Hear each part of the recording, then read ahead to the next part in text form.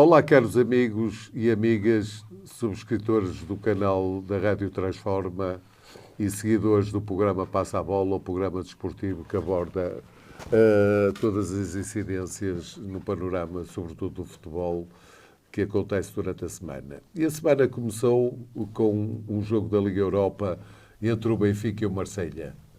O Benfica esteve na mão de cima, mas acabou na mão de baixo. Portanto, ganhou o jogo. Podia ter ganho o jogo de forma dilatada para ir mais tranquilo para Marselha, mas acaba por ganhar pela margem mínima. Roger Schmidt, uma vez mais, foi criticado, demorou muito, a equipa começou a mostrar-se exausta e demorou muito a fazer substituições. Fernando Jorge, Roger Schmidt é o principal culpado por o Benfica ir, digamos, com uma vantagem mínima para Marselha? Sim, antes de mais, bom dia. Olá ao Rui e Diogo também, e para os nossos ouvintes que nos vão acompanhar. Sim, disseste e bem, já estamos fartos aqui de dizer que isto é mais do mesmo, não é? Desta vez foi a mesma coisa. Foi uma vitória importante para o Benfica, no fundo, porque acabou por ganhar por 2-1 e é sempre importante. Ou pelo menos, como agora no caso dos golos marcados fora, não valem por 2, o Marselha tem sempre que marcar mais do que o Benfica. Embora um Marselha que vinha cheio de problemas, conforme eu disse aqui, entre os jogadores e o seu treinador, não é por acaso que 8 jogadores ficaram de fora, alguns por lesões, outros porque estão contra o treinador, portanto aquilo está uma convulsão, está um pouco melhor do que o Benfica, o Smith, com alguns jogadores lá do plantel, embora esteja um pouco abafado, mas viu-se ontem, mas já vamos falar mais à frente. Portanto, o Benfica teve todas as possibilidades e mais algum. O Benfica jogou razoável. Não pode-se dizer que o Benfica fez uma má exibição. Não fez. Jogou razoável. Também perante uma equipa que praticamente na primeira parte, se me lembro, fez um remate à baliza enquadrada. Tirando isso, não fez mais nada. O Benfica podia ter feito... fraquinho. O Benfica podia ter feito mais. E depois, na segunda parte, veio outra vez ao de cima a fraca leitura de jogo do Roger Schmidt, quando há lá jogadores que estão de rastros, completamente de rastros, porque andam a jogar os jogos todos, Di Maria, Rafa e outros que podiam sair, e ele, o que é que decide fazer? Decide meter um João Mário aos 71 minutos, não fazer nada na equipa, meter um João Mário aos 71 minutos. Isto significa que ele estava convencido que o 2-1 é um bom resultado para o Benfica. Estava já o resultado nesta coisa. Ele devia ter feito, era uma tentativa de renovar a equipa em 3 ou 4 setores para forçar o andamento e levar já praticamente a passagem da eliminatória resolvida. O Benfica teve essa coisa. Ou o mais confortável, com uma vantagem de 2 golos, pelo menos. Que o Benfica merecia isso. Valeu mais pela homenagem ao Eriksen, tenho que falar disto porque isto foi ressalvado e foi o que aconteceu. Foi um grande treinador, infelizmente está, como toda a gente sabe, com problemas de saúde em fim de vida, infelizmente. Sim. Foi um gentleman, foi um indivíduo que revolucionou o futebol português. Foi uma grande aquisição na altura, na primeira passagem, depois na segunda não foi bem assim. E, portanto, valeu a pena a massa associativa do Benfica fazer esta homenagem merecida ao Sebastião Eriksen. E, portanto, o resto foi mais do mesmo. Foi aquilo, naturalmente, que Diogo Leite, visto o Benfica-Marselha, o que é que pareceu? O Marselha é uma equipa fraca, sim, mas o Benfica é que não soube aproveitar as fraquezas do clube francês. Sim. E agora vai ser difícil, porque o ambiente em Marselha é escaldante. Sim. Olá a todos e obrigado por acompanhar o nosso programa.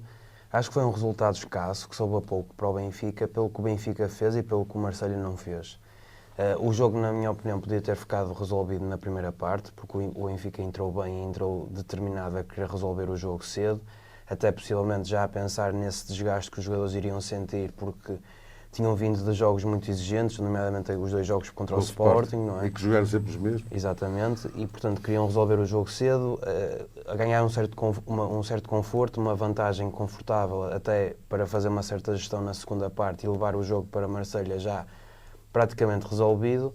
Estava 2-0, mas infelizmente o Marselha marcou o golo das poucas ocasiões que teve e nem foi mérito... Uma falha muito grande de António Silva. Nem foi mérito... Que nem costuma falhar. Nem foi uma jogada de mérito do Marselha, foi um erro do António Silva que ninguém estava a contar, que isola o Aubameyang, que é dos melhores jogadores de Marselha, e o Aubameyang com o Turbine na frente, marcou. E, portanto, infelizmente o jogo vai em aberto para a segunda mão em Marselha. Tudo bem que o Marselha, como o Jorge referiu, está a passar por muitos problemas e já não é o Marselha de há 2, 3 anos atrás, que era assim uma equipa mais temida. Joga em casa num ambiente, como tu disseste, Rui, que é assim um bocadinho desvantajoso para os adversários. Vamos ver. Agora, o Benfica, há de salientar isto, se o Benfica passar, se o Benfica ganhar o jogo em Marselha, poderá ter boas chances de ir mais longe, porque se formos a ver, o Liverpool perdeu 3-0 com a Atalanta e o Milan empatou com a Roma, ou perdeu. Sim, mas o Milan perdeu com a Benfica, Roma. se passar, já está definido, ou é o Liverpool ou é a Atalanta. Sim, portanto... Neste caso será a Atalanta, porque não Sim. estou a ver a Atalanta perder 3 golos de vantagem que conquistou em Liverpool. Mas isto para dizer, porque o Jorge na semana passada disse bem que assim as equipas mais temidas, caso o Benfica fosse avançando, seria o Liverpool e o Milan, e essas duas equipas não estão assim numa posição tão vantajosa para passarem às próximas fases. Portanto, o Benfica pode tirar aqui proveito de ambicionar chegar longe na competição se ganhar... O Atalanta acabou de eliminar o Sporting e o Sporting ganhou os Sim. jogos ao Benfica. Sim. Portanto, Aqui, E 3-0 não vejo grande vantagem. Aqui o Atalanta, só referindo esse jogo, que é importante, entre o próximo adversário do Benfica, no caso do Benfica passar, atenção, ainda não passou, Claro. vai ser um jogo difícil. Muito difícil. Eu acredito que o Liverpool vai marcar golos, né, em Itália, mas a Atalanta também vai marcar. Sim. E o problema é que a Atalanta leva 3 de vantagem, não é? E o Liverpool não leva nenhum. Sim. não, penso que Vai ser um jogo que está essa com muitos golos, acredito. essa eliminatória Mas é uma do eliminatória muito Atalanta difícil para o Liverpool. Penso que é que está mais definida, mais decidida. E aí é um caso, por exemplo, para o Benfica, E assim, que não está a jogar, eventualmente, o Bayer Leverkusen. que não está a jogar a grande coisa, é mau para o Benfica a Atalanta eliminar o Liverpool, não é? Na perspectiva do Benfica poder, como tem um ranking superior aos outros todos, o Liverpool, se fosse à final, juntamente com outra equipa, que o Bayer Leverkusen, por exemplo, está a fazer uma boa Benfica campanha, estava já é campeão apurado, na Alemanha e tudo, apurado. o Benfica era apurado Automaticamente. diretamente para a Champions League. Claro. Assim, vai ser mais difícil. Sim. Esperemos que o Benfica e Marselha se mantenha uma equipa coesa, compacta e que não sofra golos, o que vai ser bastante difícil. Entretanto, a Liga Betclic continuou e continuou logo na sexta-feira com o Gil Vicente a receber o comandante da prova, o líder que quase certeza vai ser campeão, e o Sporting chegou a Barcelos e realmente impôs claramente e mostrou o porquê de ir à frente da Liga com uma vantagem confortável. Foi uma vitória retumbante, logo construída logo na primeira meia hora e que não deixou margem para dúvidas. Concordas comigo, Fernando? Sim, só para dizer que isto tem muito a ver com os treinadores. A semana passada pusemos esse título, esta semana temos outro. Relativamente ao Sporting, como é que é possível um Ricardo Isgaio aparecer aqui a jogar do lado contrário? Significa que a equipa que joga de olhos fechados, esta equipa suporta de olhos fechados. Eu até podia jogar ali também, que não davam conta, não é? Então o Escardino jogava com o pé trocado, ia para ali e chegava ao fim e dizia: olha, afinal jogou um gajo que nunca tinha jogado no Sporting. Mas nem se notou, porque a exibição foi de tal maneira, não é? Está bem rodada, bem oleada a equipa. E porquê? Porque essa é que é a parte fundamental. E isso é importante para mim. Eu tinha dito, ou havia pessoas que estavam com, nomeadamente alguns benfiquistas, que ainda acham que vão chegar ao título, esqueçam, porque o título está mais do que entregue e bem, porque se dissesse assim, o Benfica está a jogar muito bem, eu acreditava também, mas o Benfica não está a jogar, por muito culpa do seu treinador. Não, mas eu penso E a que diferença o está, Sporting e a não vai diferença perder está, mais nenhum jogo. e a diferença está aqui naquilo que eu vou dizer. É que antes deste passeio do Sporting em Barcelos, que para muitos era um jogo difícil, para mim não foi surpresa nenhuma. Porque, e vou referir as declarações de Amorim, que é preciso estar atento ao que dizem os treinadores. E o Amorim é um dos que fala bem. E toda a gente percebe o que é que ele quer dizer. Na conferência, antes do jogo, disse Amorim: estudámos o novo treinador Carlos Cunha e até falei com o meu amigo João Pereira, que é o nosso treinador sub-23, que jogou 2 vezes com o Carlos Cunha, que já o defrontou, e analisámos a sua maneira de jogar e as movimentações de alguns jogadores do Gil. No Benfica, é o contrário.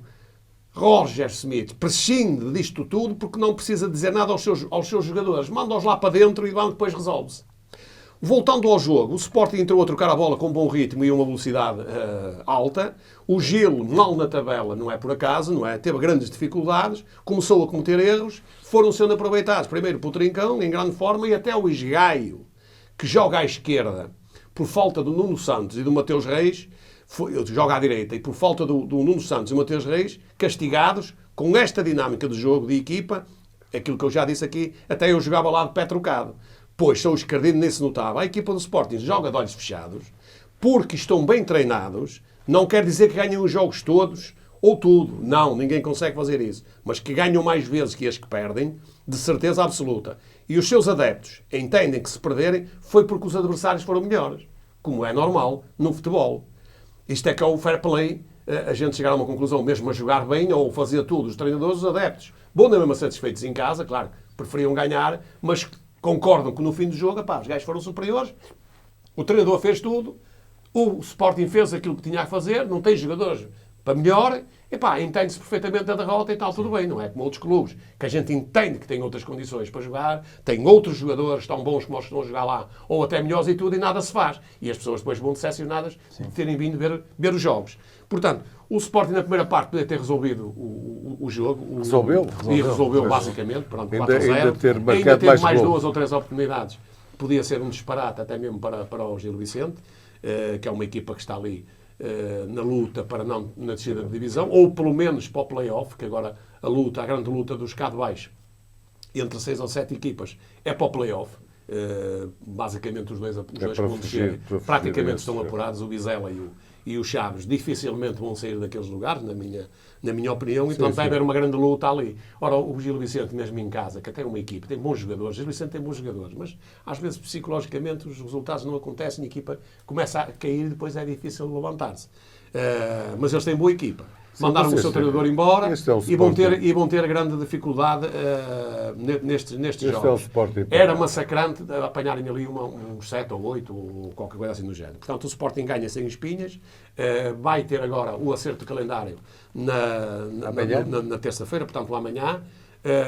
Não vai ser um jogo igual, atenção, que aqui já não acho, até porque o Famalicão foi ao Dragão mostrar que está a jogar com outra dinâmica, o treinador é outro, não é tão romântico como o que estava lá.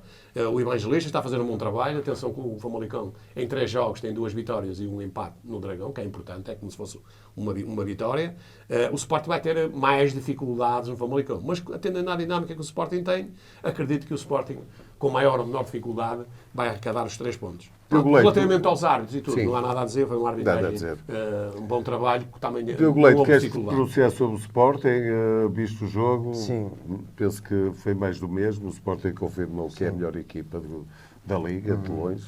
Sim, o Sporting teve uma entrada a campeão, porque teve aquela recepção eufórica dos adeptos quando chegou a Barcelos e isso dá um ânimo extra. Há uma dinâmica. Exatamente. Há uma dinâmica de vitória. Uma química entre adeptos e equipa. É natural. Os jogadores devem se sentir super motivados e mostraram já isso. cheira a título. Mostraram isso porque tiveram uma entrada a campeão, resolveram o jogo em 45 minutos e não marcaram mais porque também houve lá algum mérito do guarda-redes do Gil Vicente, que há de salientar que antes do jogo tinha perdido a mãe, portanto, poucas horas antes do jogo, o guarda-redes tinha perdido a mãe e mesmo assim decidiu jogar. Mas mesmo assim, há que valorizar aquilo que é as ideias de jogo, a filosofia de jogo do Sporting, porque são poucas as equipas que conseguem contrariar aquilo que são os argumentos do Sporting. E acho que também que se deve dizer que o Sporting é campeão, na minha opinião, e como o Jorge disse, é campeão, porque não só pelos jogadores, não só pelo treinador, mas por certas coisas que fazem um plantel campeão, que é, se nós formos a ver, no início da época, falávamos praticamente de um jogador, que era o Gyökeres. E se formos a ver, nos últimos jogos, o Gyökeres até tem estado por baixo.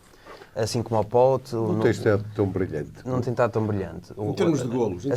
Assim como o Pote, assim como o Nuno Santos, esses jogadores que no início da época nós fazemos questão de falar sempre, que eram jogadores fundamentais, e foram, marcando muitos golos, fazendo muitas assistências. Esses jogadores desapareceram um bocadinho de cena agora, ou não estão tão brilhantes, como tu disseste, Rui. Mas se formos a ver, há outros jogadores que se andam a destacar muito, nomeadamente o Francisco Trincão, que nos últimos 5, 6 jogos tem sido completamente essencial e fundamental para as vitórias do Sporting. E outro jogador que tu até fizeste questão de salientar na semana passada, no último programa, que é o Daniel Bragança, que às vezes não joga a titular, mas quando entra tem sempre um papel fundamental, faz assistências, passes decisivos e, portanto, acho que isto também faz uma equipa campeã, ou seja, não depender sempre dos mesmos jogadores. Claro. Ou os jogadores que no início da época não eram tão Mas fundamentais isso e agora... é mérito do Rubem Amorim. Também, sem dúvida exatamente. nenhuma. E, portanto, o Sporting ganhou justamente e acho que daqui para a frente não vai perder mais nenhum jogo, só tem um jogo mais complicado com o Porto no Dragão, mas mesmo assim, tendo em conta... E já agora deixem-me só lembrar este pequeno pormenor para justificar a ambição de golos do Sporting. O Rubem Amorim, no final da conferência, para manter o foco dos seus jogadores, usou o argumento de que é importante marcar muitos golos, Sim. porque no confronto direto com o Benfica eles estão empatados e então será a diferença de golos que vai decidir. Claro. E ele sabe que isto não vai acontecer, mas é para os jogadores manterem o foco de ganhar e marcar. Sem dúvida. Tudo isso faz. São jogos psicológicos. Psicológicos, claro. Tudo eles fazem um todo. Sim. E o Sporting realmente é imparável no panorama nacional. Só não vê quem não quer. Sim. A seguir tivemos um Porto desiludido, um Porto que vem 2 jogos sem vencer, que recebia o Famalicão, que, como já foi aqui dito, mudou o seu treinador e, pelos vistos, com melhores resultados até do que tinha vindo a fazer. E este jogo do Porto é o mote para a nossa frase da semana, que é a seguinte: com a falta do comandante Macaco, o Pintanique está a ir ao fundo. Fernando Jorge, escolheste esta frase. Eu penso realmente que a falta do líder da claque faz sentir, e o Pintanique, queres tu dizer que o consulado do Pinto da Costa está-se a afundar, porque realmente os resultados não são bons e o Porto acaba de empatar e, no fundo, hipotecar a possibilidade de chegar ao segundo lugar e à Champions. Sim, aliás, essa frase até é mais feita pelas declarações do Presidente do Porto quase todos os dias, não é? Segundo o Sérgio Conceição, não chegava à cabine. Eu sempre disse aqui, e agora está-se a ver linearmente, toda a gente está a entender que aquela casa está em convulsão, portanto, onde não há dinheiro, todos ralham, ninguém tem razão. Portanto, aqui é 100% verídico isto. Chegou ao balneário e até o próprio Sérgio Conceição está nervoso, está com problemas, porque defendeu, quis ficar fora das eleições, e ao ir dar um abraço ao Pinto da Costa, foi a mesma coisa que assinar o contrato pelo seu antigo presidente. Não, ainda há pouco tempo o que ele está a ver, Pinto da Costa disse que tinha a certeza que o Sérgio Conceição não aceitava a liderança de André Vilas Boas e apresentava a sua demissão e não queria continuar. Atendendo a isso, o Sérgio Conceição não está com capacidade mental para se abstrair dessa situação. E isso está a ter reflexos também na própria equipa. Depois, o que está a ter mais uma vez, se vem comprovar aquilo que eu disse, e volto a frisar outra vez, o Porto, para mim, da era Conceição, é o Porto mais fraco da era do Conceição, dos jogadores que o Conceição teve à sua disposição para os respectivos campeonatos, 7. E nós vamos ver porquê. O Porto fez aqui. Mandou para o banco o Galeno, o Pepe, o defesa central. O Pepe não podia jogar. Sim, eu sei. E depois meteu o Grupo Chico no meio campo, meteu o Jorge Sanches, o João Mário também ficou de fora, e meteu o Ivan Jaime. Sim. Praticamente não tem jogado, a não ser aos soluços, 2 ou 3 minutos aos soluços. Portanto, o Porto fez aqui, ou o Sérgio Conceição fez aqui 3 alterações. Ora bem, o Porto não tem estofo, e já eu vou falar aqui nas 3 alterações, e o Sport também fez 3 alterações, para depois voltar mais à frente no caso do Benfica. E porquê? O Porto não tem estofo, na minha ótica, para o Sérgio Conceição fazer aqui 3 ou 4 alterações. E foi nisso que o Sérgio Conceição perdeu o jogo. E é preciso criticar também, não é só dar elogios ao Sérgio Conceição, que ele faz assim, que ele faz assado, mas também às vezes mete o pé na poça. E já não é o primeiro jogo que ele mete, já no jogo anterior ele também meteu o pé na poça, quanto a mim, eu disse isso aqui. E neste jogo, exatamente a mesma coisa. E ele foi corrigir. Não é por acaso que praticamente ao intervalo mete 3. Sim. Porque ele viu muito bem, titulares. exatamente, ele viu muito bem que os que mandam lá para dentro são muito fracos. Não é? Imaginemos que ele agora tinha feito aqui 7 ou 8 substituições contra o Famalicão. O Famalicão jogou bem, o Famalicão podia ter feito o terceiro golo e arrumava o Porto de vez. Em definitivo, uma boa defesa do Diogo Costa. E depois teve um cabeceamento do Cádiz, que foi para mim o melhor jogador em campo, mal aproveitado. Este Cádiz, que era do Benfica, mandaram-no embora, não lhe dar grandes oportunidades. E para mim é muito superior. É muito superior ao Tengsted. Estava aqui um indivíduo barato. O Tengsted não era titular aqui desta equipa do Famalicão. Nem aqui, nem no Boa Vista, nem no Guimarães, nem no Braga, nem em nenhuma equipa. Não estou a ver o Tengsted ser titular. Vou já frisar isso aqui. O Tengsted não é titular nos primeiros 12 do campeonato. 12 desta tabela classificativa. Depois a gente mais para a frente fala. E, portanto, o Porto acaba por empatar o jogo, porque na segunda parte foi superior. O Famalicão também desceu as linhas, não é normal, não é? Está a ganhar 2-0, depois sofre o primeiro golo. E depois o Porto joga... o treinador é que é o culpado disto, dos jogadores entrar para o chão, dos jogadores simularem. O Taremi só faz simulações, toda a gente viu. São 2 simulações flagrantes. Sim. Não há necessidade disso, porque o Porto estava ali a cair sobre coisa e depois o Porto mais um falhanço. Como é que o avançado, o espanhol, que o Porto tem lá, que é o melhor jogador de cabeça que o Porto lá tem, quando o Porto começou a cair com bolas bombeadas e tudo, ele nem sequer é convocado. Ele nem está lesionado. Já no outro jogo não jogou, eu já disse isso aqui. Portanto, essa falha é da parte do treinador, não é? Sim, a dada altura o Tony Gonçalves esse indivíduo que já safou, exatamente, já safou o Porto várias vezes e neste jogo era primordial. Porquê? Porque houve vários cruzamentos, até do filho do Sérgio Conceição, que é o que está em grande forma, não é? Ele é que tem levado a equipa ao colo, basicamente. Sim. Se o tirarem ainda é muito pior, então não tem lá ninguém. Ele é que leva a equipa, é que carrega a equipa, é que vai para a frente, é que faz os desequilíbrios, faz cruzamentos e tudo, mas para quem? Para o Evanilson, que não sabe jogar de cabeça. Bem, a única coisa que sabe é dar uma cabeçada. Lá está. Outra coisa que não se entende, porque os jogadores estão a sentir a pressão do próprio treinador em si. Não é? E, portanto, levam isto, transmitem isto para o campo. A ideia, a imagem que o treinador transmite para o campo, os jogadores assimilam a imagem. E vão lá para dentro e criam confusões. Não é por acaso que o Porto é a equipa com mais expulsões este ano no campeonato. Não é? E algumas... são factuais, são desnecessárias, são agressões. Pronto. Depois nós vamos ver as declarações do Sérgio Conceição, que são declarações a nível já do Pinto da Costa, que ninguém acredita nelas, não é? Quer dizer, vamos lá ver. Pinto da Costa. Vamos fazer uma equipa feminina agora, porque temos uma... E até vamos começar logo na primeira divisão, que temos aí uma equipa apalavrada. Mas agora a pergunta que se faz é esta, ou que devem fazer os sócios do Porto. Eu estou à vontade, porque nem sequer sou portista. Então, nestes anos todos, porque é que nunca apareceu a equipa?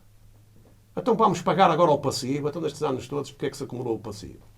Então, vamos fazer uma academia agora. E porque é que nestes anos todos nunca se fez academia nenhuma, quando o Braga até já ultrapassou o Porto? É que o Braga já ultrapassou o Porto, né? Em termos de estrutura. O Braga, daqui a pouco, ultrapassa depois toda a gente. Vamos fazer uma equipa de futsal também.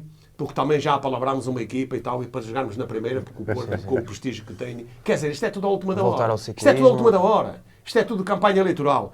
Depois vamos nos terrenos que ainda nem sequer foram leiloados, aproveitou umas máquinas, isto é um verdadeiro descaramento, aproveitaram umas máquinas que foram fazer a desmatização da mata, que era uma mata que estava lá, aproveitou como se fosse já uma intervenção para fazer o centro de estágio do Futebol Clube do Porto. Errado, até porque a Câmara disse, não é? Veio aos jornais, não é? Avisar que estava a fazer a desmatização das coisas. A verdade dos factos veio de cima. Depois que o André Vilas Boas, ou o Luís André, quando era treinador, era Vilas Boas. Agora já não é Vilas Boas, é Luís André. E o Macaco também, que está preso. A partir desse momento, e por isso é que é a frase que eu pus aí, a partir deste momento o Porto começou a ser roubado, espoliado e não sei o que mais e tudo. Pois, mas isto virou-se o feitiço contra os feiticeiros. Então quer dizer que, tirando o Luís André, que o comandante Macaco tinha muita influência a nível dos resultados no Porto. É a conclusão que as pessoas, com alguma inteligência ou alguma capacidade, não é, intelectual, chegam a essa conclusão. Não é? Portanto, mais um erro crasso do Sr. Pinto da Costa. Depois temos o Sérgio Conceição, como anda nervoso, porque já deu o agremá para ficar, no caso de vitória do Pinto da Costa, está um bocadinho com dificuldade, porque o amigo dele, o grande amigo dele, o Deco, queria metê-lo no Barcelona, e o presidente do Barcelona já disse que ele não tinha características para treinar o Barcelona. Não é em termos de treinador, não tem características para treinar uma equipa que joga ao ataque. E não tem. Portanto, é um treinador diferente, com outra amplitude. Começou por dizer que querem tirar a hegemonia ao Norte. Mas qual é a hegemonia? A hegemonia até está toda no Norte. Se nós formos ver, há mais clubes na primeira divisão do Norte do que do Sul e do Centro. Onde é que está a hegemonia? Mas esta K7 já está rompida. Portanto, esta K7 depois passa, isto é um clima de guerra. Porquê? Porque há um desespero tremendo. Ninguém contava que um Vilas Boas, ao aparecer, que fosse desmoronar o Império. E o certo é que ainda estamos a meia dúzia de dias, vai lá, ainda faltam uns dias, 15 dias, mas ainda muita coisa vai passar por baixo da ponte. Ainda vão haver muitos ataques. Muita coisa que vai ser dita, muita lavagem de roupa suja, porque se há indivíduo que lava roupa suja, é o Sr. Pinto da Costa. Portanto, vai lavar roupa suja, não é? E não se admirem de aparecer aí na praça muitas coisas que nós nem sequer imaginamos, não é? Que vem tudo do público. Portanto, o Porto está perdido. E atenção que o Porto, só para acabar, atenção que o Porto, Rui, atenção que o Porto, neste momento, tem grandes dificuldades, porque o Porto até... O Guimarães, se não empata em casa, o Guimarães estava à frente do Porto, e o Porto estava em exécuas, em quarto lugar, quinto, não é? Porque o Braga está à frente, e o Braga, se não e o Guimarães passava tão bem. E o Porto ainda vai a Braga, não é? E ainda tem o Guimarães. Ainda recebe o Sporting. Portanto, e ainda recebe o Sporting. Eu concordas com esta visão do Fernando Jorge de que as eleições vieram, ou a candidatura do Luís André, como diz Pinto da Costa, veio destabilizar a equipa de futebol, o próprio clube, e que se reflete dentro das quatro linhas, daí o Porto caminha realmente para o pior campeonato, desde que eu me lembro, a nível de diferença pontual em relação ao primeiro. Sim. Eu não me lembro do Porto estar tão distante, a faltar tão poucas semanas para acabar o campeonato. Eu concordo com tudo o que o Jorge disse. É completamente notório que as eleições estão a ter um impacto negativo na equipa e no próprio Sérgio Conceição. Mas acho que isso se notou um pouco a época toda. Tudo bem que agora nota-se mais porque está cada vez mais próximo a data das eleições, mas se formos a ver a época do Porto, foi um Porto muito afirmativo. Até porque se formos a ver, nos primeiros programas eu criticava muito aquilo que eram as exibições acinzentadas, descoloridas do Porto. E alguns resultados a serem obtidos mesmo no fim dos jogos. No início da época o Porto ganhava por 1-0, 2-1, às vezes empatava, outras vezes perdia, mas eram resultados muito tremidos. Depois, a meio da época, o Porto conseguiu dar assim uma volta àquilo que tinha sido o início da época desastroso e começou a apresentar boas exibições, bom futebol, até pela subida de rendimento de alguns jogadores.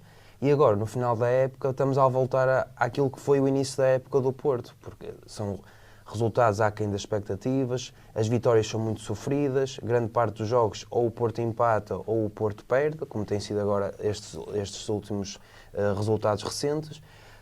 E para mim, enquanto adepto portista, torna-se um bocadinho ingrato vir para aqui comentar aquilo que é a jornada do meu clube, porque quase nunca venho para aqui dizer coisas boas, venho para aqui dizer coisas más. Relativamente ao jogo, o Porto teve mais uma entrada desastrosa. O Famalicão jogou muito bem a jogar, como se costuma dizer, a jogar soltinho, a jogar olhos nos olhos com o Porto.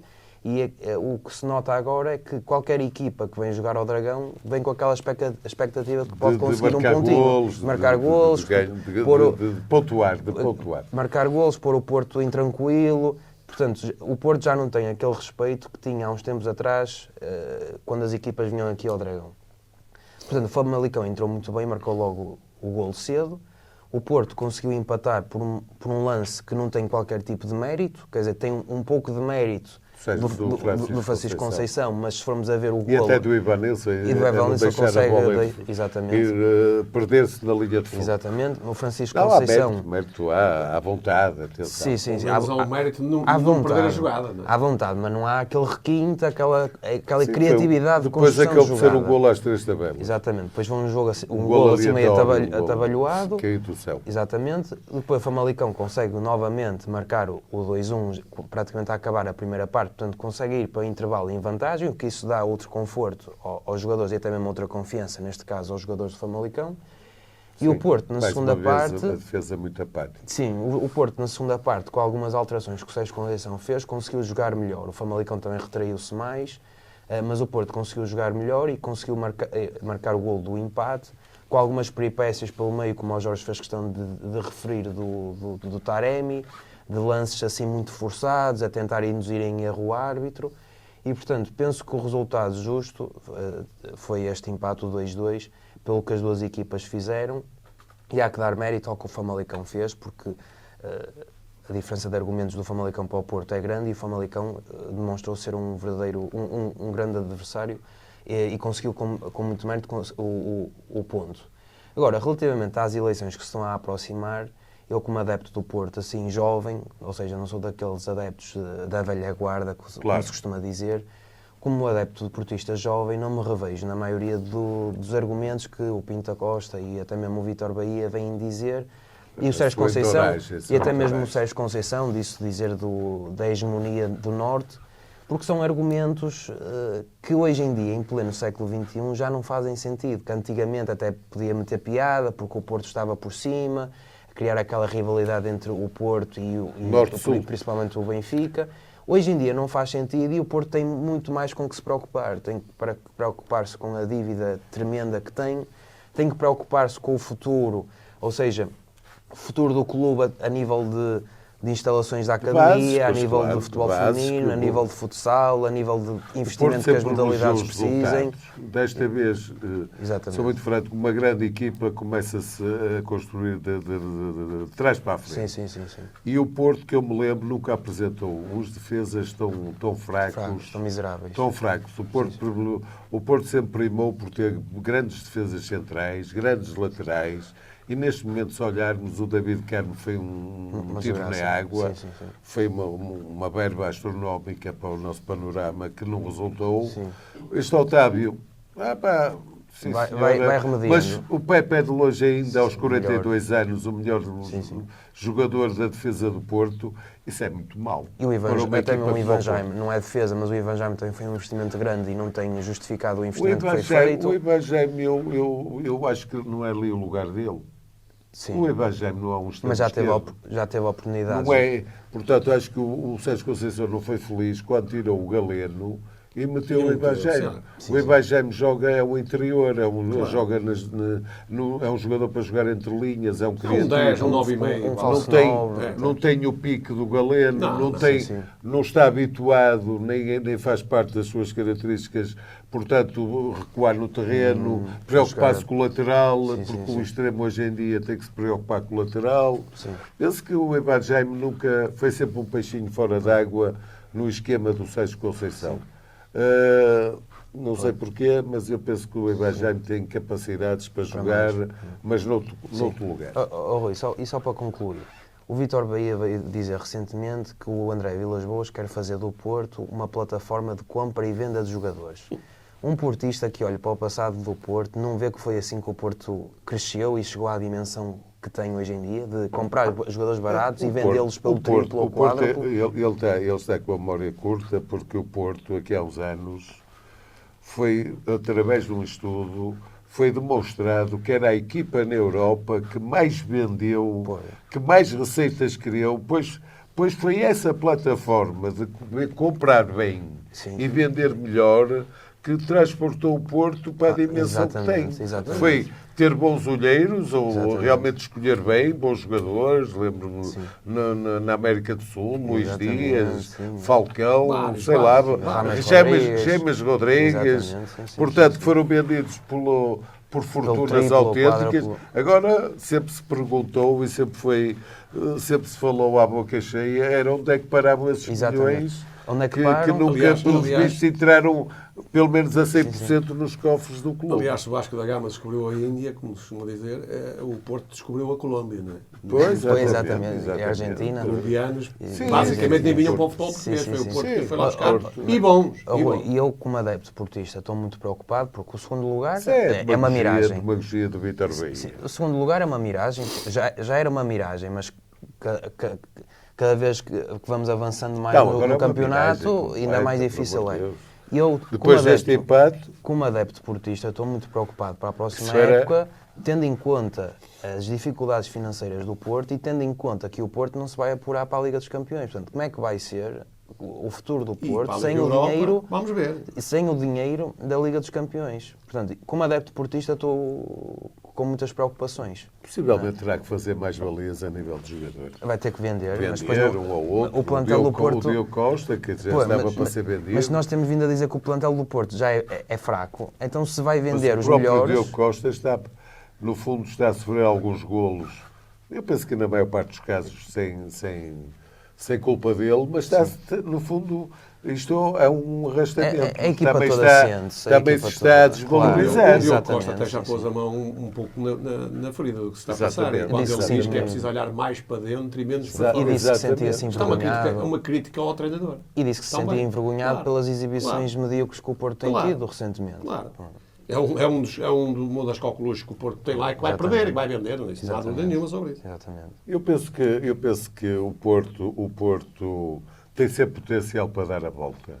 Agora tem é que ter um projeto sólido, Pessoas que saber queiram o que bem do quer, clube. e o Pinto da Costa E transparente. realmente agora que está no fim da sua vida e ao fim de 40 e tal anos é que realmente se está a lembrar das infraestruturas Claro. e de Futsal, fazer o centro de estádio. O futsal é um mero acessório. Realmente, tantos anos Vai sem aparecer tudo futsal, agora, vai aparecer tudo e agora. e agora aparece o futsal, aparece Tudo, o aparece futebol tudo, feminino. aparece tudo. Não é por aí. Eu penso que é as pessoas com projetos sólidos, daí o Rafael Kohler, que eu penso que é uma grande aquisição, está sempre ao lado dele, é uma pessoa cheia de dinheiro, mas penso que também é uma pessoa jovem e que tem boas ideias. Mas claro, o Vilas Boas, presumo eu, dado o nervosismo e estas entrevistas assim extemporâneas do Bahia, que nunca fala, e agora vem atacar diretamente a Terra Henriques e falar Sim. numa plataforma giratória, penso que isto já é um bocado o desespero de alguma sondagem que dá a derrota, se calhar, do Pinto da Costa. Rui, é o desespero perante os resultados esportivos, que os resultados esportivos também têm muito peso nas eleições. Com não é? certeza, Os resultados com certeza. esportivos não Não é contribuindo. Mas esta entrevista ainda é E não é só, anterior e não é, ao vocês não jogo esqueceram um favorito. pormenor importante, não é só os resultados desportivos, nem a saída. O problema é a saída do Pinto da Costa dos 650 mil que eles ganham. Pois, Que esse é que é o fator mais Não importante. só, Vão e- ganhar para onde? E do buraco O que Bahia dá. e outros não lá vão O ganhar para Pinto da onde? Costa Não não ganham. tem esse problema. Não, mas para onde é que eles vão ganhar Mas esse ordenado? o Bahia ainda é um O Bahia, o jovem. Fernando Gomes e outros que estão Não lá, ganham, onde é que vão ganhar? Fernando Gomes vai sair. Pois, vai mas sair. onde é que Já- vão ganhar esses ordenados? Já está na idade da reforma. Aliás, a direção do Porto, se formos a ver, na esmagadora maioria, é composta por pessoas já com uma idade Sim, muito- exatamente. que estão no Porto, criaram mas- raízes. Sim. E está provado, isto quer na política, quer no desporto, quando está tempo a mais à frente das coisas, elas têm tendência a degradarem-se, exatamente. a não evoluírem e a estagnar. O Porto precisa dar Penso que o Porto um realmente novo ar. está estagnado, isso é óbvio, toda a gente vê isso, é uma verdade insufismável. Entretanto, a Liga continuou com o Boa Vista. O Boa Vista foi à Arouca. O Boa Vista precisa de pontos. É um grande clube do nosso país, da nossa cidade, que é o Porto. Precisa de manter-se na Liga, mas está difícil. Perdeu a Arouca. O que é que se passa com este Boa Vista, Fernando Jorge? É fácil. O Boa Vista, além das vicissitudes que teve durante o campeonato e ainda continua a ter, que é o caso dos salários em atraso, problemas de tesouraria, o Boa Vista há 3 anos que não faz aquisições, depois criou um problema que não é pagar os ordenados a estes jogadores. Eu continuo a dizer que estes jogadores, a equipa do Boa Vista, com os melhores, têm uma equipa para ficar a meio da tabela. Mas é preciso também que alguém ajude. E quem é que tem que ajudar aqui? O treinador. E o Boa Vista foi buscar o pior treinador que podia ter ido buscar. Foi um Jorge Couto que está lá há anos, não faz nada. Ele é bom para jogar no casino, na slot machine. Isso deve ser bom de certeza absoluta, ele não vale nada. E este Ricardo Paiva é outro que não vale nada. Porque o Boa Vista, nesses últimos jogos, tem tido algumas dificuldades por culpa própria. Porque eu já disse aqui e vou voltar a dizer. O Boa Vista tem que jogar, independentemente até de poder perder, mas perder está mais perto de ganhar se jogar ao ataque do que perder a jogar na retranca. O Boa Vista teve 2 jogos fundamentais em casa que jogou na retranca. Um perdeu, bem, e o outro empatou, mas podia ter perdido. Este foi jogar para o pontinho outra vez. O Arouca, a passo, mas bem trabalhado pelo seu treinador. Não é por acaso que este Daniel Sousa é um dos melhores treinadores que está aqui na primeira divisão. Não é por acaso que vai para o Braga ou que já firmou contrato com o Braga. É um regalo ver esta equipa do Arouca a jogar, porque eles sabem o que fazem lá dentro. Parece o Sporting. Jogam de olhos fechados. E aquele trio da frente joga de olhos fechados. O Boa Vista. E eles mesmo a passo. O Boa Vista encolheu-se e eles na primeira parte tinham resolvido. Se o Cristo Gonçalves marca os 2 penaltis, aquilo era um resultado 4-0 ao intervalo. Os sócios do Boa Vista até tinham abandonado, já estavam arrependidos, que eu li alguns e com razão, porque foram lá por 5 euros fazer a coisa e muito bem. O Boa Vista nesse aspecto tem uma massa associativa que devia... Uma associativa impecável, vai a todo lado e que aparece e tudo, desde que tratem bem o clube, a estrutura do clube não trata bem os lobisteiros, e depois as pessoas estão de tal maneira, como é que eu ia dizer, tristes com esta situação do Boa Vista, e depois há infiltrados nestas claques que vão ver estes jogos do Boa Vista, mal, porque o Boa Vista vai levar uma castanha, não é? Com a atitude de ter tirado uma navalha. Estamos a falar de uma navalha, não estamos a falar de uma bola de ténis, uma navalha. O Boa Vista vai ser anavalhado. Vai ficar caro. Essa atitude ao Boa Vista. Por um indivíduo que não devia ir ao futebol. Porque não se vai ao futebol com navalhas. Não é? Claro, é uma arma. Isso é perigoso. Um jogador pode estar ali de costas, eu joguei a bola há muitos anos. Imagina que eu vou fazer um lançamento na linha lateral e eu tiro uma navalha para o ar. Espetam-me nas costas qualquer coisa, até podem matar um jogador. E quem diz matar um jogador, diz-me um espectador. Não se pode. Que revistas são essas que são feitas? Exatamente. Essas revistas. O Arouca também tem que apanhar, porque não foi feita uma revista adequada. Deixaram entrar um indivíduo com uma navalha. Pá. Ai, sim. Portanto, isto toda a gente é grave. Toda a gente viu, gravíssimo. Portanto, o Boa Vista perde um jogo. Depois, na segunda parte, basicamente, lá no último quarto de hora, até depois do Boa Vista ficar com 10, por estupidez do Seba Pérez, que foi estúpido, não é? Já tinha um amarelo. Tem uma entrada daquelas, aquilo é amarelo, às vezes o árbitro pode facilitar, não facilitou, e o Boa Vista ficou com 10. Mas o engraçado é que o Boa Vista com 10 veio mais para o ataque, pelo desespero para não perder o jogo. Ora, se veio para o ataque, o desespero de não perder o jogo, porque é que não joga logo assim de início com os melhores, nem que perca? Pá, mas as pessoas chegam ali. O jogo pelo jogo. O Boa Vista não é? tentamos, porque eu já disse aqui que houve um técnico, vou voltar a frisar, houve um técnico que para mim me ficou aqui no coração. Paulo Autuori. Paulo Autuori. Veio para o Nacional e disse: eu vou jogar ao Dragão, eu vou jogar ao Estado da Luz, eu vou jogar ao Alvalade, ao ataque. Eu vou jogar para os 3 pontos. Olhos nos olhos. E o Nacional Ataque. fez uma grande época, ficou em 5º, salvo erro, ou em 6º lugar, mas com muitas vitórias e derrotas também. Mas jogava a bola, jogava ataque a ataque, olhos nos olhos, sem medo. E o Nacional não tinha uma equipa ao nível dos outros. Mas nunca vi o Nacional a jogar na retranca. Nunca vi. Porquê? Porque o Autuori explicou, e muito bem, e eu sou apologista disso, é que quando antigamente a vitória valia 2 pontos, jogar para o pontinho era metade da vitória. Atualmente não. Atualmente um jogo, uma equipa que joga para 3 pontos, pode, se fizer 3 jogos a jogar para o pontinho, faz 3 jogos. Tem 3 pontos a jogar para o pontinho. Se jogar para ganhar, pode perder os outros 2, mas ganhou este, faz 3 pontos na mesma. Portanto, isto é lógico que um treinador, eles deviam ter ido buscar um treinador mais ofensivo, um treinador que deixasse de entrar, que este treinador é muito fraquinho. Aliás, até já se fala que ele ainda vai ser substituído. Não sei como é que é possível substituir num clube que está com grandes problemas de tesouraria. Como é que alguém vai para lá, para o Boa Vista, vamos dar agora a 5 jogos do treinador de juvenis. O próximo jogo do Boa Vista, com o Estrela da Amadora, é um jogo importantíssimo. É um jogo de mata-mata. Porque o Boa Vista, se perder aqui com a Estrela da Amadora, que é uma equipa que também está ali na luta para não ir ao play-off, o Boa Vista tem que se agarrar e fazer aqui, jogar ao ataque, pelo menos jogar ao ataque. Pode perder o jogo, mas tem que jogar ao ataque. Tem que entrar a querer ganhar o jogo. E se não entrar a querer ganhar o jogo, o Estrela Amadora tem uma boa equipa, atenção, o Estrela Amadora melhorou muito na segunda volta, não melhora mais porque tem um treinador, que eu até acho que é bom treinador, mas anda cagaçado ou cheio de medo, porque fez 10 aquisições, ou 12, salvo eu, acho que mais até 12. Portanto, tem bons jogadores. E o Estrela da Amadora pode vir fazer aqui uma boa exibição e ganhar 3 pontos fundamentais e o Boa Vista ficar enterrado. Sim, vamos ver. A sorte do Boa Vista foi que o Portimonense, que Tens é aquela alguma equipa coisa que a eu quero falar, que veja, Diogo?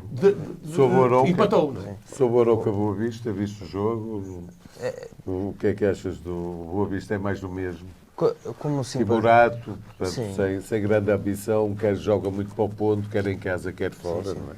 Se em casa joga para o ponto, fora é inevitável também ter a mesma filosofia. Sim, como simpatizante do Boa Vista, mete-me uma certa confusão e até a minha impressão ver a vantagem que o Boa Vista levava há uns tempos atrás da linha de despromoção. Mas o princípio do campeonato foi muito bom. Exatamente, e agora ainda o sofrimento... Ainda está a viver desses rendimentos. Sim, o sofrimento que está a ser o Boa Vista para se aguentar na primeira divisão.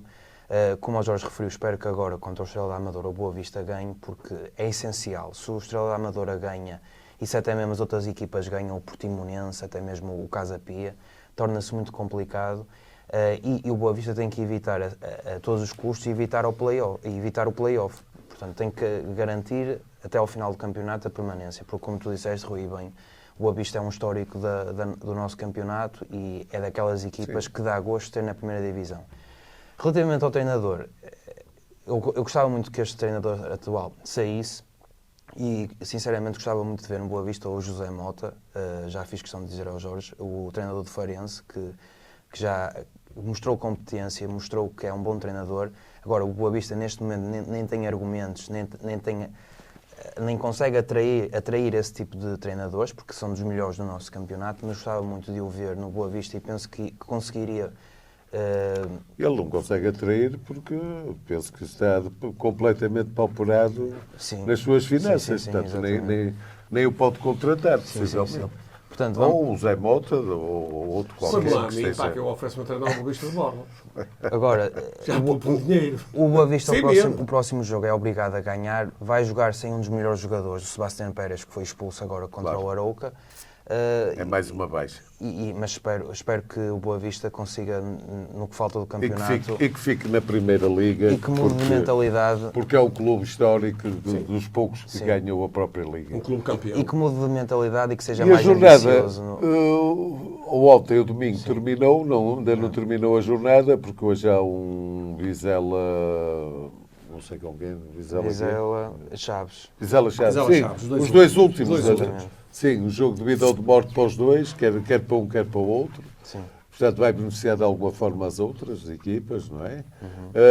Mas o domingo terminou com o Benfica Moreirense. Roger Schmidt finalmente, já tinha feito numa outra jornada e tinha estado bem com o Vizela, fez uma mini-revolução, fez 8 alterações, até na baliza, curiosamente, e ganhou ao Moreirense por 3-0. Acaba de fazer um jogo minimamente agradável, mostrou que havia lá algumas opções que deviam ter jogado mais, claramente mais, mas o Sr. Roger Schmidt, mais uma vez, até penso que com esta mini-revolução veio dar corpo às pessoas que o criticam, não é? Porque houve jogadores que mostraram que justificavam ter mais minutos durante a Liga e ela está a acabar. Fernando Jorge, o que é que tu achaste desta mini-revolução do Roger Schmidt e se concordas comigo que houve jogadores que mostraram que podiam ter sido mais utilizados durante a época? Sim, concordo e vou dizer aqui, muito sinceramente, o que é que pensou o Roger Schmidt, na minha opinião. Ora bem, o Roger Schmidt tem sido assobiado no estádio do Benfica, não é por 100, nem 200, nem 300, é por milhares. Outra vez. É por milhares de adeptos, que ouve-se bem o tom do assobio. E quando fossem, por exemplo, 40 ou 50, esse tom era muito mais baixo e era abafado. E curiosamente, se me permites, houve lá uma altura em que, na parte final do jogo, a massa adepta aplaudiu, mas era aplaudir os jogadores que não jogaram. Claro, estes aplausos tinham uma leitura diferente do habitual. Eram aplausos aos jogadores e, de alguma forma, crítica ao treinador. Já lá vamos, Rui, já lá vamos. E agora Deu vamos para ver. perceber isso. O que é que pensou o treinador, para não perder o fio à meada, o treinador do Benfica, Sim. Roger Smith? Ora bem, vocês têm-me assobiado, vou-me pôr na pele dele agora. Vocês têm-me assobiado. Então, espera aí. Eu acho que estes jogadores que não têm valor, por isso é que eu não jogo com eles, ou vou jogando aos bochechos, Claro. minutos ou 3 ou 4. Claro. Vou metê-los todos, pensou na cama à noite, ora bem, amanhã vamos fazer uma surpresa, vou metê-los todos, a coisa vai correr mal, o Porto também perdeu 2 pontos, já temos mais 2 pontos de bagagem para perder, fica tudo na mesma, o Porto ainda tem jogos difíceis e tudo, nós dificilmente vamos perder o segundo lugar. Claro. Vou meter esses para vocês os criticarem e chegarem ao fim, a gente perde, e eu, para mim, é igual, porque recebo na mesma ao fim do mês, e depois a massa ativa vai vão uns contra os outros dizer assim, afinal, o treinador tem razão, porque os jogadores não valem nada. O problema é que saiu no tiro para a culatra, na minha opinião. E porquê? Porque ele, vamos lá ver, o Moreirense é uma das melhores equipas do campeonato, de plano secundário, não é? Não para o título, não é? Mas uma das melhores equipas está lá, está em 6º lugar, não é por acaso. Agora, a pergunta que eu faço é esta. Isto bem me dá razão quando eu digo que o Benfica tem o melhor plantel. E porquê que eu acho que o Benfica tem o melhor plantel? Ponham o Sporting com menos 8 e o Porto com menos 8. Aliás, basta tirar 3 ou 4 ao Porto, ou 4 ou 5 ao Sporting, de uma vez. E de frente tem o Moreirense a ver se ganham com esta facilidade. O Benfica fez uma boa exibição na primeira parte. Mas na segunda fez uma exibição ainda melhor. Na segunda. E isto demonstrou que há aqui jogadores que quiseram mostrar ao treinador que, além de ser úteis, têm capacidade para lutar com os chamados titulares, não é do Benfica, do Sr. Roger Schmidt. Do Sr. Roger Schmidt. E outra coisa engraçada é que o Roger Schmidt colocou estes jogadores todos, o Álvaro Carreras no seu lugar, o Tomás Araújo, defesa central, o Morato, defesa central, o Alexandre Bá foi o sobrevivente no seu lugar habitual, o João Neves no lugar habitual, o João Mário no lugar habitual, é onde ele rende mais, mesmo sendo fraco jogador, que eu acho que ele não tem qualidade, é mais do mesmo, mas pronto, mas é o lugar dele ali, é onde ele pode jogar mais. O Tiago Gouveia no seu lugar, o Cochu, que andam a reclamar há muito, no seu lugar também, que era onde ele jogava. E o Neres? Na coisa. O David Neres, no verdadeiro lugar dele, não na esquerda. E o Artur Cabral, esforçado, mas mesmo o Artur Cabral esforçado, dá de 50-0 ao Tengsted, que nem lugar tem no plantel, não devia ter lugar no plantel do Benfica. Nem tem nas 12 melhores equipas portuguesas da atualidade. Apontem isso. Ora bem, não há invenções aqui. Sim, tem o Samuel Soares. Não há invenções aqui. E o Samuel Soares, relativamente a isso, não vi diferença nenhuma em relação ao Trubinho. Em altura, são da mesma altura. Este até tem mais flexibilidade e mais agilidade, porque foi buscar aquela bola que o Trubinho já não ia. O Trubinho no chão já não ia lá, porque está sempre de joelhos, portanto já não tinha capacidade para ir lá. Exatamente. Poar, muito pior. Bem, e depois tem outra vantagem. Eu só vi em relação, comparando em relação ao Trubinho, joga melhor com os pés do que o Trubinho. E tem a mesma idade, não sei se mais sabes. potência de remate. Aliás, não é por acaso que ele fez um golo e o Trubinho até hoje, nem na vida dele, até acabar, vai fazer um golo de baliza a baliza. O Samuel já fez. É preciso as pessoas não esquecerem disto, porque nota-se bem no potente remate que ele mete. Joga bem com os pés. Ele joga bem com os pés. Do Trubinho. Exatamente. Sim. E, portanto, o que é que falta? Não era por aqui. E foi aqui a guerra que o Sr. Schmidt armou com os adeptos do Benfica, começou pela baliza. Sim. Não era com o Samuel Soares. Exatamente. Fez não era pelo guarda-redes, porque tinha ali um suplente à altura e quando fosse necessário. E ia ganhando amadurecimento e tudo. E depois vai-se metendo nos jogos para a taça, como faz o Amorim. O Samuel Soares tem que jogar a taça. Ou para a taça da Liga. É que nós temos 3. Temos a Taça da Liga, a Taça de Portugal e o Campeonato. Não pode haver 3 guarda-redes numa equipa. Eu, se fosse treinador, tinha 3 guarda-redes. Tinha que dizer ao titular, na Taça joga este e para a Taça de Portugal joga aquele. Porque eles têm que jogar também, não é só treinar, não é? Para não se sentirem desmotivados. Bem, portanto, ele encaixou estes jogadores todos. Há aqui jogadores que têm lugar de caras. Começa, por exemplo, o Tiago Gouveia, tem lugar de caras na equipa do Benfica, não joga porque joga o seu Di Maria. Mas dizer assim, mas o Tiago Gouveia é melhor tecnicamente que o Di Maria? Não é. Mas o Di Maria não joga 90 minutos como o Tiago Gouveia, que aguenta 90 minutos, que é um tanque. Joga bem, bons pés, joga de cabeça, coisa que o Di Maria não joga. Agora, o Di Maria pode jogar aos bochechos. O Di Maria é que tem que jogar aos bochechos. Porque o Di Maria, e depois há adeptos do Benfica que criticam e dizem assim, mas o Di Maria cria muitos lances, muitas situações. O Di Maria é preciso não esquecer que marca os penaltis, marca os livros e marca os cantos. Ora, eu se fosse para lá também, no lugar de Di Maria, e tivesse 10 cantos por jogo, 15 livros para marcar, e me dessem a bola para mim e mais os penaltis, eu era muito notado. Não é? Porque alguns dessas coisas eu criava problemas ou perigo no campo do adversário. Ora bem, o problema que se põe aqui... Se me permites, o terceiro gol do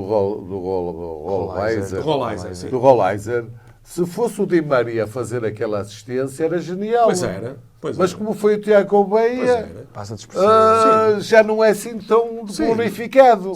Mas eu ainda não vi o Di Maria a fazer uma assistência como o Tiago Gouveia fez ontem. Com a perfeição, porque não era fácil. Não era fácil. Eu não vi. Nem visto o Di Maria. Porque uma coisa é centrar a bola para dentro da área e haver, como aconteceu, por exemplo, no Porto Famalicão, é que o jogador cruza da direita, manda para lá a bola, sim senhora, com a intenção de servir o colega, mas depois o Cádiz é que teve o mérito de, no meio de dois centrais, se levar e dar uma grande cabeçada. Eu não considero isso uma assistência. Agora, uma assistência considera o Tiago Gouveia que pôs a bola no peito do Rolaiser para ele poder finalizar. Quantas vezes viste o Di Maria a vir para cá defender? Nada, nenhuma. O Tiago Gouveia andou a defender, veio defender. E agora outro jogador... E tu, se reparares bem, o Rolaiser entrou para o lugar do Di Maria, o lugar no campo que ocupou o Di Maria, e vai fazer o golo no miolo da área. O Di Maria nunca faz isso. O Di Maria joga sempre a passo. O Di Maria é um logro da estatística. É quando nós nos agarramos às estatísticas do futebol, está tudo errado. Está tudo errado. Porque dizemos assim, esta equipa teve 20 remates à baliza. Se formos espremer os 20 remates à baliza, se calhar não foi um à baliza. Não foi um enquadrado com a baliza. Agora deixa-me acabar. Álvaro Carreras. As pessoas estão a fazer um termo de comparação com o Grimaldo, mas esquecem que o Grimaldo, quando chegou ao Benfica, era uma novidade nos primeiros tempos. Esteve 7 anos no Benfica, fez 2 grandes épocas, as outras eram épocas periquitantes. O Álvaro Carreras, além de mais alto e de jogar de cabeça, coisa que o Grimaldo não joga, é tão habilidoso ou mais, tecnicamente, tem mais tecnicismo do que o próprio Grimaldo. Viu-se isso nesse jogo. Bem a bola. Portanto, não era por ali. Depois temos o Kochu, que é um problema mais grave. Ora bem, o Kochu, pelo jogo que fez ontem, até jogou na posição dele. Não jogou muito mal, mas o problema não é o jogar muito mal. O problema é que ele custou 25 milhões. Tem que fazer é o jogador mais caro da história do futebol. Ele tem que fazer muito mais. E ele não fez. E ontem teve oportunidades para brilhar e mostrar ao treinador. E ao fim, no flash interview, e na conferência de imprensa, o treinador veio dizer que o Kochu é um elemento imprescindível da equipa do Benfica. Isto é que é inadmissível. É uma brincadeira. Então e os outros? Então este treinador fez aquilo.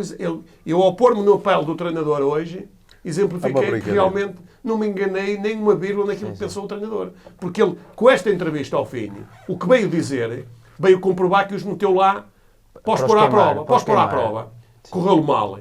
Porque a massa associativa do Benfica, aquela massa associativa que percebe futebol, e na qual eu me incluo, já há muito tempo que vimos que este treinador, Roger Smith, vai dar o divórcio ao Benfica. Não há outra hipótese. Não há outra hipótese. Ele não vai ganhar nada. Mesmo que ganhasse, teria grandes dificuldades a continuar. E o Sr. Rui Costa fica em causa se não escolher outro tipo de treinador. Há cá no mercado treinadores para irem treinar o Benfica. Treinadores que sabem o que os jogadores devem fazer dentro do campo. Se necessário, vão buscar o Casperini, que está em fim de contrato na Atalanta, e é um treinador bom treinador. Se não, vão se surpreender. O caso do Sporting, se sair o Amorim, nós vamos ser surpreendidos. Isso ainda não é líquido, agora, porque sabes que são 22 milhões. Se o Roger Schmidt for dispensado do Benfica, e o Benfica começa a fazer uma gestão um bocado parecida com a do Porto, em que entram os milhões e depois não sabem para onde é que eles vão parar. Porque o Benfica já está a pedir como é que se diz? Um empréstimo obrigacionista de 35 milhões. Sim, mas é para pagar o Portanto, onde é que está a solidez financeira, a tão apregoada? Isto há muita demagogia. O problema Se me permites, em relação ao Carreiras, o que o Carreiras demonstrou é que o treinador não podia ter medo de o meter a jogar, tendo o Alças adiantado, com o Alças a apoiar. Claro. Sacrificou o melhor jogador do Benfica, levou a defesa esquerda, tendo um Carreiras que podia perfeitamente, com a ajuda do Alças, fazer o lugar. Rui, há uma coisa que eu vou aqui dizer, que todos que são treinadoras, subscrevem aquilo que eu vou dizer aqui. Foi isso que eu aprendi durante esta vida toda até agora. Se fosse treinador.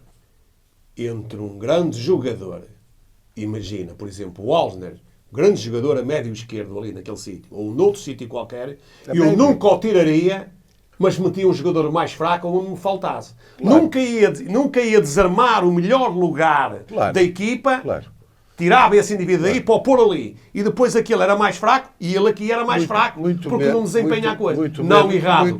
Aqui mantinha os mesmos e aqui ia buscar nem que fosse um perneta. Outro indivíduo qualquer. Portanto, o João Mários desta exatamente. vida. O que comprovou aquilo que eu digo. Este treinador não soube aproveitar os 120 milhões que o Benfica gastou, que lhe foram postos à disposição. Foi buscar jogadores. O Jurasek é um dos indicados por ele e mandou-o embora. O Tengsted é outro indicado por ele e mandou-o embora. Não é pelo departamento de scouting do Benfica, que eu conheço esses indivíduos que estão lá no scouting do Benfica e sei muito bem que a maior parte destes jogadores não foram indicados pelo scouting do Benfica. O indivíduo que foi indicado pelo scouting do Benfica, avanço já com este indivíduo que o Benfica comprou ao Mainz. Comprou. Agora, enfim, do contrário. Esse é indicado pelo scouting. Vamos ver se ele é jogador ou não. Esse foi indicado pelo scouting. Não foi pelo treinador. Porque o treinador já anda a dizer que não sabe. O treinador não... Enquanto o Amorim... reparem bem nisto. O Amorim já disse. Toda a gente sabe que o Amorim vai sair. A partir daí eu também acredito piamente nisso. Que vai sair. Pronto, chegou ao fim do ciclo, tem grandes ofertas e tem que as aproveitar, como tudo na vida. Mas o Amorim já disse, estamos a trabalhar já na próxima época e tudo, deixe tudo delineado. Estamos a trabalhar tudo. O que é que disse o Sr. Roger Smith? O Sr. Roger Smith já está a pensar na próxima época. Não, só pensa neste jogo e depois no jogo a seguir. Se depois vê-se. É aquilo que ele faz para a equipa. Manda-os lá para dentro e depois vê-se. Mãos nos bolsos, deixa ver, aquele magoou-se. É fácil, tira-se o ponta de lança e mete-se o ponta de lança. Quem foi que se magoou? Foi o defesa esquerdo? Aquece. Tira o defesa esquerdo e mete lá o defesa esquerdo. Jorge, é um treinador banal. Mas ele sabe que está a prazo. Sabe. Já nem lhe compete falar. E o problema não é os 22 milhões, porque o Benfica, e o problema aqui... Seja Benfica, seja Porto, seja Sporting, seja lá o clube que for. O problema é a falta de transparência que existe a nível das estruturas do futebol português. E das comissões. Porquê?